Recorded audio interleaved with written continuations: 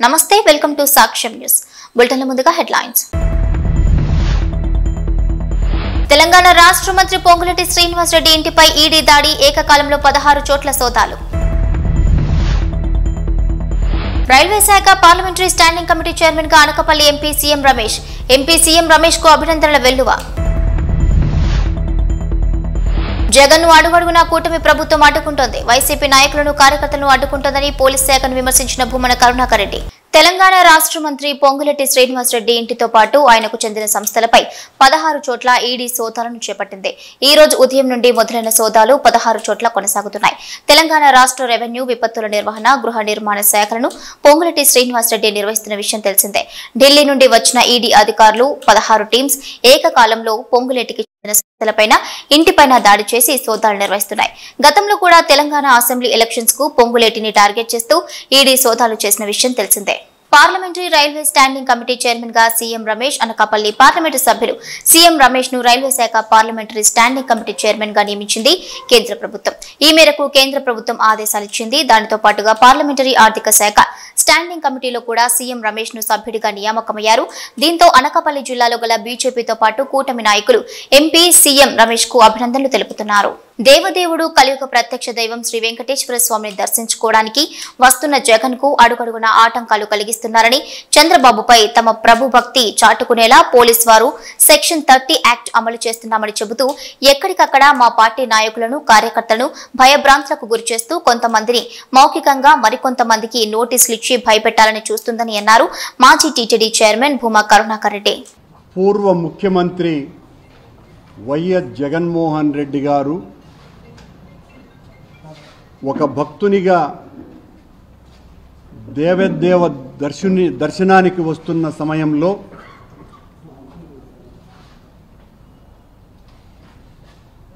దేవదేవుణ్ణి దర్శించటానికి అడుగడుగున ఆటంకాలు కలిగిస్తున్నటువంటి విషయం లోక విదితం. ఆయన కొండకు వస్తున్నారు అని అంటే చంద్రబాబు ప్రభుభక్తి పరాయణులైనటువంటి పోలీసు శాఖ వారు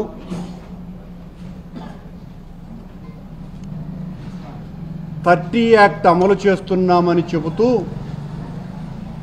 ఎక్కడికక్కడ మా పార్టీ నాయకులను కార్యకర్తలని భయభ్రాంతులకు గురి చేస్తూ భయపెడుతూ మీరు ఇళ్ల నుంచి బయటికి రాకూడదు అని మౌఖిక ఆదేశాలు ఇవ్వటమే కాకుండా నోటీసులు సర్వ్ చేయటం జరిగింది. మొత్తం రాయలసీమ అంతా కూడా మా పార్టీకి సంబంధించినటువంటి నాయకులను, మాజీ శాసనసభ్యులని, శాసన మండలి సభ్యులని, మంత్రులను, మాజీ మంత్రులను వీళ్ళనందరినీ కూడా హౌస్ అరెస్టులు కూడా చేయటం జరిగింది. చంద్రబాబు గారి ప్రభుత్వానికి జగన్మోహన్ రెడ్డి గారిని చూస్తే ఎంత భయమో దీన్ని బట్టి చూస్తే అర్థమవుతుంది. జగన్మోహన్ రెడ్డి గారు నిన్న మా పార్టీ ప్రకటన కూడా ఇచ్చింది. భగవంతుణ్ణి దర్శించుకొని ఏ ఆర్భాటాలు లేకుండా తిరిగి వెళతారు ప్రార్థనలు చేసి పూజలు చేసేనని. మేమెక్కడా మరొక రకంగా తద్విరుద్ధంగా ప్రవర్తిస్తామని లేదా మా పార్టీ క్యాడర్నందరినీ కూడా భూమికూడమని అధికారికంగానో గ్రూపుల ద్వారానో మౌఖికంగానో చెప్పటం కానీ ఎక్కడా చెయ్యల. కానీ మాకు ఇచ్చినటువంటి నోటీసులలో మీరు 10,000 మందిని సమీకరిస్తున్నారు, సమీకరించటం శాంతి భద్రతలకు విఘ్నం కనుక ఎట్టి పరిస్థితుల్లోనూ మిమ్మల్ని కట్టడి చేస్తున్నాము. ర్యాలీలు, బహిరంగ సమావేశాలు మీకు భయం కాబట్టి మీరు నిషేధించుకోండి. కానీ స్వామివారి దర్శనానికి ఒక పూర్వ ముఖ్యమంత్రి వస్తూ ఉంటే స్వామివారి పట్ల అనన్య భక్తి విశ్వాసాలు కలిగినటువంటి ఒక పూర్వ ముఖ్యమంత్రి స్వామివారి పట్ల భక్తిని చాటుకోవటానికి వస్తూ ఉంటే భయపడిపోయినటువంటి ప్రభుత్వం చేస్తున్నటువంటి నిర్వాకం ఇది. చంద్రబాబే ప్రకటన ఇవ్వాలి, జగన్మోహన్ రెడ్డి గారిని సాదరంగా కొండకు పంపించండి అని. ఒక్క ప్రకటన లేదు. ఇంత జరుగుతున్నా నీ పోలీసు వాళ్ళు మొత్తం రాష్ట్రంలో ఉన్నటువంటి రాయలసీమలో ఉన్నటువంటి నాయకులందరినీ కూడా కట్టడి చేస్తున్నారు. తిరుపతిలో ఉన్నటువంటి చంద్రగిరిలో ఉన్నటువంటి మా కార్యకర్తల్ని నాయకులందరినీ కూడా ఇంటి నుంచి బయటికి రాకూడదని బెదిరిస్తున్నారు. తూతూ చర్యగా మీకు సంబంధించిన వాళ్ళకు కూడా ఊరికే నోటీసులు ఇస్తున్నారు. మొన్నేమో నన్ను గరుడ విగ్రహం దగ్గర మీరు మాట్లాడడానికే వీలు లేదు అని అంటే ఆ వెంటనే 15 నిమిషాలకు తెలుగుదేశం వాళ్ళు వెళితే అదే పోలీసు వాళ్ళు వీరదండం వేసి వాళ్ళ చేత మాట్లాడించినారు. అంటే మీ వాళ్ళు ఎలా ప్రవర్తిస్తారు అని చెప్పడానికి ఇది ఉదాహరణగా చెప్తున్నాం. శ్యామలరావు గారిని నేను మరొక ప్రశ్న కూడా వేస్తున్నా. అయ్యా, నువ్వు ఒక లోడును పట్టుకొని అదేదో ఎన్డీడీబీ రిపోర్టు వచ్చింది అని చెప్పి నిలిపేసినామని చెప్పిన తరువాత ఇప్పటి వరకు మా దగ్గర సరైనటువంటి ల్యాబ్ లేదు అని చెప్పినటువంటి నువ్వు ఈ 2 నెలల కాలంలో నెయ్యి సరఫరా చేయనే లేదా, తీసుకోలేదా? ఈ ప్రశ్నకు సమాధానం చెప్పాలా? అంటే ఎలా లోపలికి వెళ్ళింది? ప్రతి ట్యాంకరు ఎన్డీడీబీ రిపోర్టు తీసుకున్నదా? ఆ రిపోర్టులు ఎక్కడా? లేకుండా మీరు ట్యాంకర్లు ఎలా లోపలికి పంపించినారు? ప్రతి వారము ట్యాంకర్లు వస్తాయి, అవన్నీ లోపలికి ఎలా వెళ్ళాయి అన్నటువంటి సమాధానం ఈ ప్రభుత్వం చెప్పాలా, చంద్రబాబు నాయుడు గారు చెప్పాల్సిన అవసరం ఉన్నదేనని ఈ పత్రికా సమావేశంలో చెప్తున్నా. మా నాయకుణ్ణి అడ్డుకుంటే సనాతన హైందవ సంస్కృతిని వ్యతిరేకించినట్టే, సనాతన ధర్మాన్ని మరింతగా హింసకు గురి చేసినట్టే. మా నాయకుడు కొత్తగా దర్శనానికి రావటం లేదు.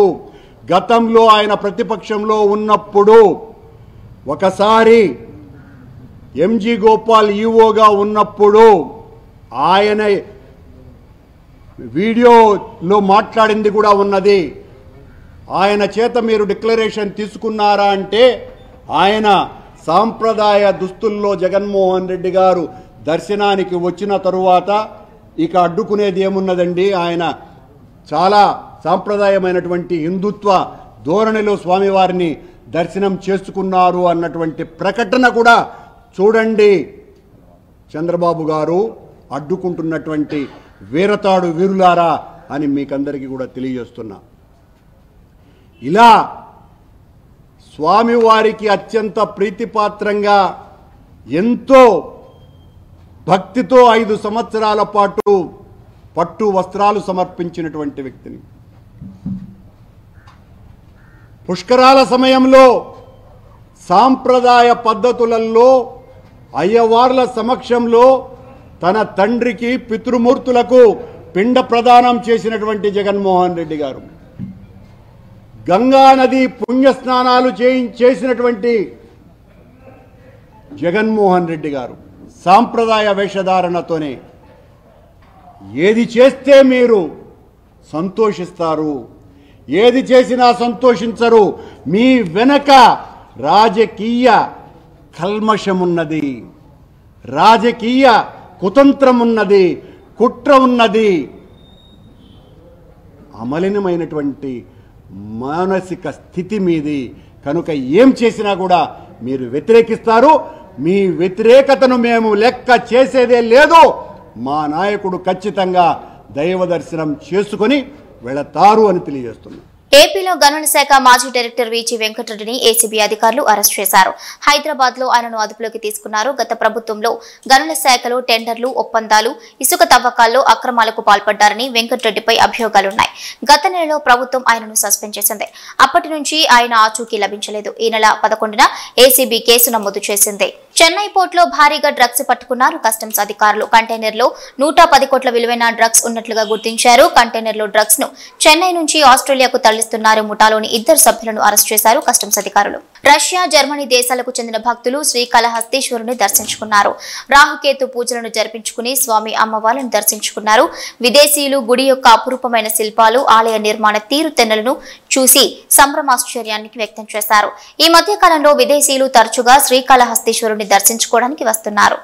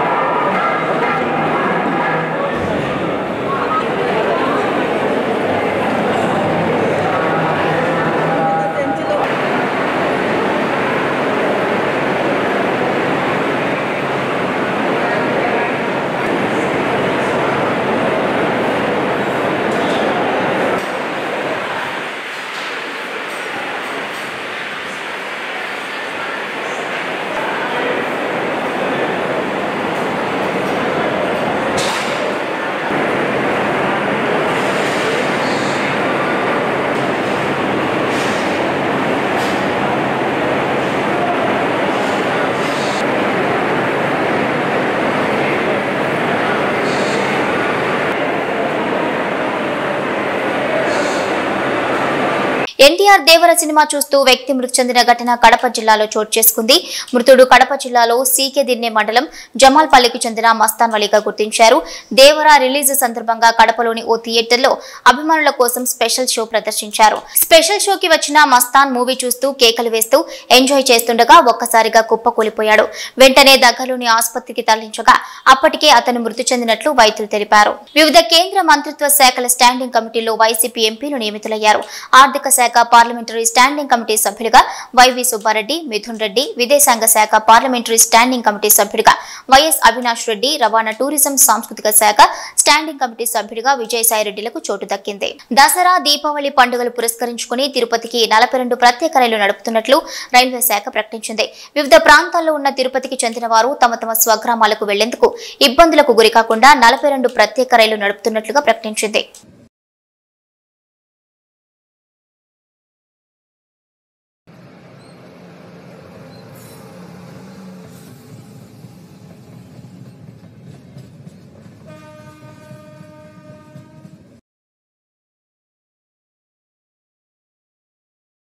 భద్రాద్రి కొత్తగూడెం జిల్లా పాల్వంచలో జూనియర్ ఎన్టీఆర్ ఫ్యాన్స్ రచ్చ జరుగుతోంది.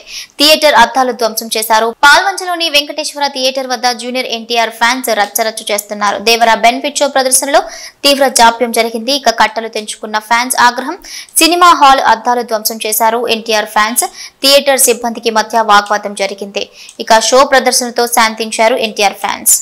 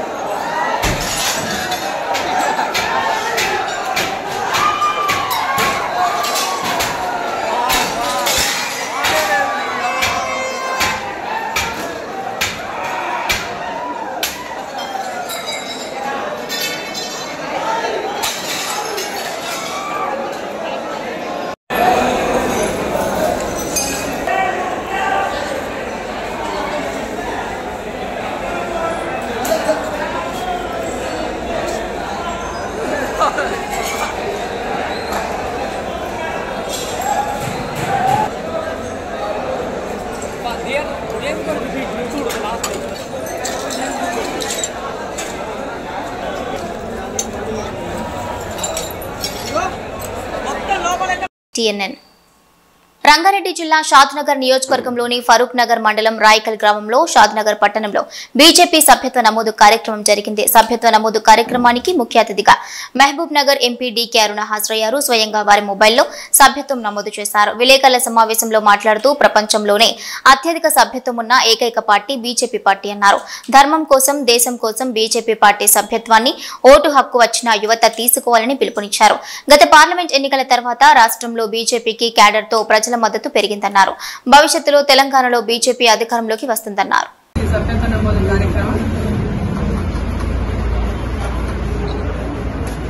జాతీయ స్థాయిలో ప్రధానమంత్రి నరేంద్ర మోదీ గారు 2వ తేదీన దీన్ని ప్రారంభించినారు.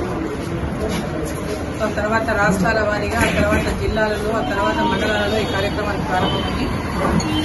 బూత్ వారీగా సభ్యత్వ నమోదు కార్యక్రమాన్ని ప్రారంభించడం జరిగింది. ప్రతి బూత్లో 100కు తగ్గకుండా సభ్యత్వాన్ని నమోదు చేయాలని ప్రతి బూత్లో ఉన్నటువంటి బూత్ అధ్యక్షులు, కార్యకర్తలు, ముఖ్యమైన నాయకులు, వారు ఉన్నటువంటి బూతుల్లో ప్రతి ఒక్కరు కూడా 100 మందితో సభ్యత్వాన్ని చేయించాలని పార్టీ ఇచ్చినటువంటి పిలుపు మేరకు ఈరోజు అన్ని బూత్లలో కూడా పెద్ద ఎత్తున సభ్యత్వ నమోదు కార్యక్రమం జరుగుతూ ఉంది.